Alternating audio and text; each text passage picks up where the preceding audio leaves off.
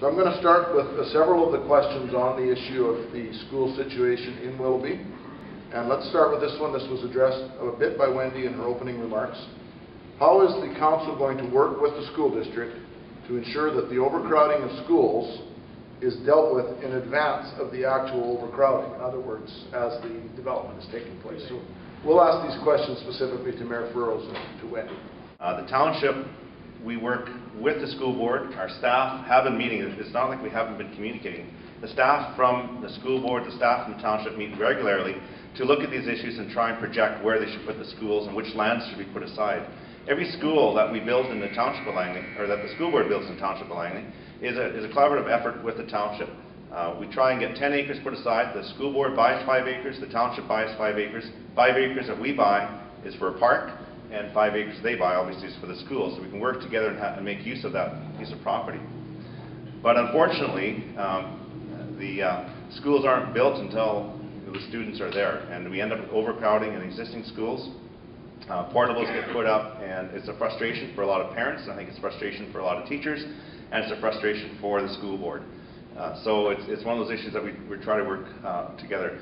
As Wendy alluded to, there is a committee. We're just about finished with the terms of reference and putting people on the committee, because as I said, the staff have been working very well together. I don't have any doubt that the good work that they've done. Sometimes there might be a disconnect for the political side from your elected representatives. So this committee will have 2 councillors, at least 2 councillors, at least 2 school trustees, and at least 2 staff from school board and from council to meet quarterly, to report back to the respective bodies, so we can have this ongoing dialogue about what's best for the area. So that's just about complete, and when it is, we'll be announcing that. It's something we started working on, I think, pretty much after the election. We were talking about putting this together. So it's taken a couple months to work out the details, but I'm pretty excited that this is going to help in the future. Well, I've been at this from a number of different angles.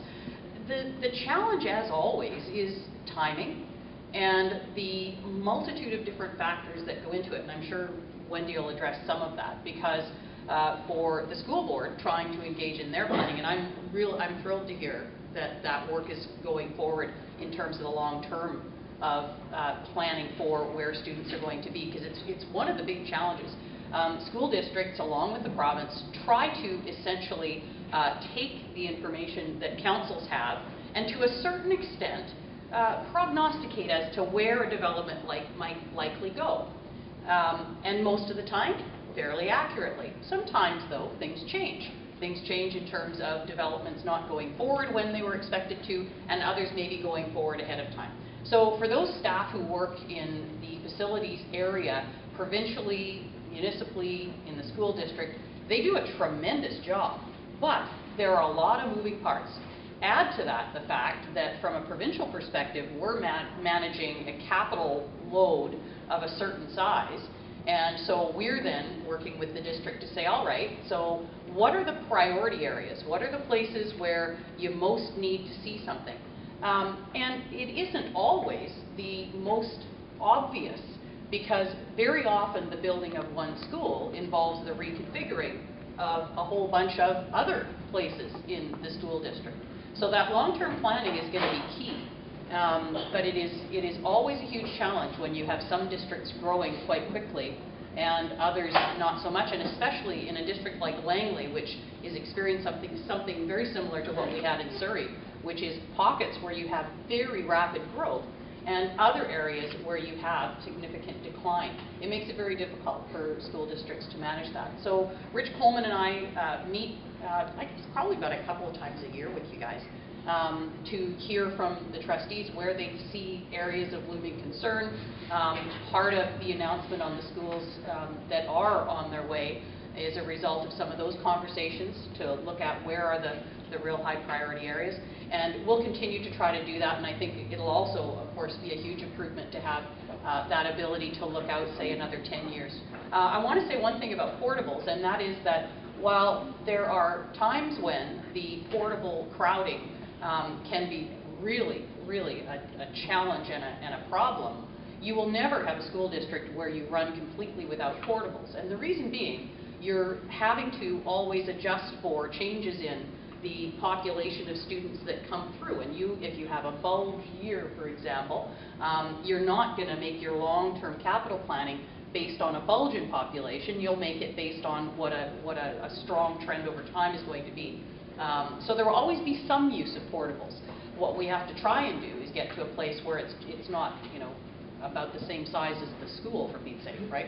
So there's always going to be a balance that you try to strike with building the hard asset and being able to be flexible with portables to manage temporary gains in student population. Growth on the Willoughby Slope is one of the 3 fastest growing areas in the province. It is on par with Surrey and on par with South Vancouver Island. That's why that growth is putting such pressure and stress on the education system in Langley. We have a capital plan which identifies our priorities, but that tends to be short-term. We have recognized, and on the advice of the Auditor General, are developing a long-range facilities plan that will look at the growth over the next 10 years. The Ministry's projections are we will probably need up to 10 elementary schools on the slope in the next 10 to 15 years, and 4 middle schools in total, as well as an addition to the high school. But the problem becomes, how do we identify where those should go, and we need to develop that over time sequentially so they come on board as they are needed. That's the work we're going to engage in over the next 4 or 5 months, and we need your help and your involvement as we develop that plan.